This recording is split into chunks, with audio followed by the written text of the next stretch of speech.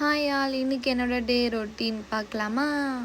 பெட்டில் பாப்பா சுச்சு போயிட்டே இருப்பான்னு சொல்லி நாங்கள் ரொம்ப யோசித்து மூளையப்பட்டு குழப்பி இந்த ஐடியாவை யூஸ் பண்ணிகிட்ருக்கோம்.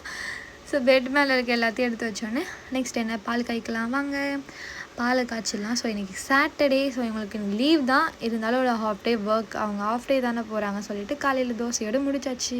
இருந்தாலும் சாப்பாடு செஞ்சு வச்சுட்டு மதியத்துக்கு தயிர் தாளிச்சிக்கலாம் அப்படின்னு.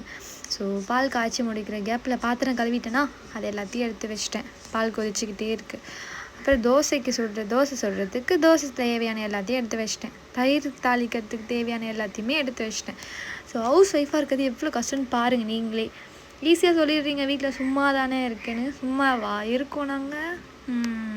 சரி, தயிர் தாளிக்கிறதுக்கு எல்லாத்தையும் ஊற்றி தயிர் தாளிக்கிற கேப்பில் தோசையும் சைடில் சுட்டுட்டு நேற்று வச்ச குழம்பு இருந்துச்சு அதையும் சூடு பண்ணிக்கிட்டு பரன்னு பாப்பாவை இடுப்புலேயே உட்கார வச்சுட்டு செஞ்சுட்டு ஒரு வழியாக தாளிச்சாச்சு. ஸோ நெக்ஸ்ட் அவளுக்கு ஊட்டணும். அவளுக்கு ஊட்டி முடிச்சு அவளை ரெடியாக்கி அவளை தூங்க வச்சு அப்புறம் தாங்க ப்ரஷ் பண்ணி நான் சாப்பிட்டேன். இப்படி தான் போச்சு என்னோடய டே ரொட்டீன்.